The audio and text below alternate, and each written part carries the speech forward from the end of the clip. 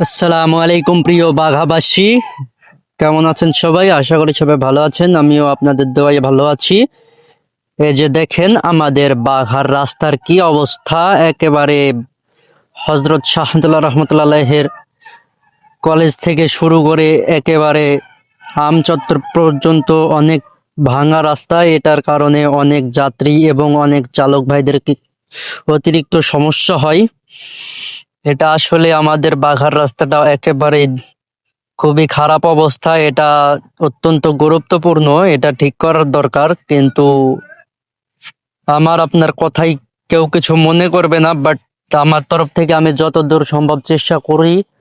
আপনারা সবাই আমার পাশে থাকবেন আশা করি, এবং বাঘার যে কোনো নিউজ ভিডিও পেতে আমার সাথে থাকবেন আশা করি।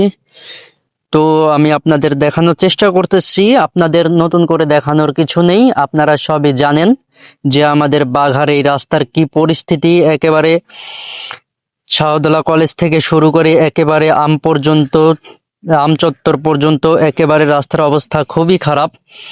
এই যে দেখেন গাড়ি ঘোড়া ঠিক মতো চলতে পারতেছে না। এটার কারণে অনেক চালক এবং যাত্রীদের অনেক দুর্ভোগ পোহাতে হচ্ছে।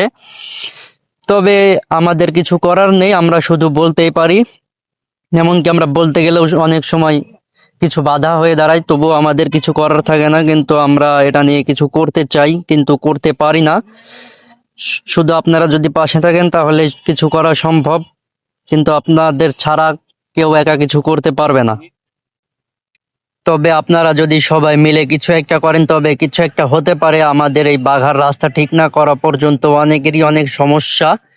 এই যে দেখতে পাচ্ছেন, আমাকে ভ্যানালারাও বলছে যে ভাই একটু ভালো করে বলেন, যাতে সবাই এই বিষয়টা নিয়ে কথা বলে বা ভাবে, কিন্তু এটা নিয়ে কেউ ভাবে না। আমাদের বাঘার রাস্তা অতিরিক্ত খারাপ। বাঘার এটা যে মেন রোড, এটা মেন রোড মনেই হয় না। এটা মনে হয় যে কোনো একটি গ্রামের রাস্তা বা কোনো একটি জায়গার যাওয়ার স্থান, মানে যে কোনো অচল জায়গায় যাওয়ার স্থান হচ্ছে এই রাস্তাটা, হচ্ছে সেরকম কিছু একটা হয়ে গেছে। তবে আমরা মনে করি যে এটা ঠিক করা উচিত, তাছাড়া বাঘাবাসী শান্তি পাবে না। কারণ এটা অনেক ভাঙাচোরা রাস্তায় এমন ভাবে চলাচল করতে অনেকেরই অনেক সমস্যা হয়।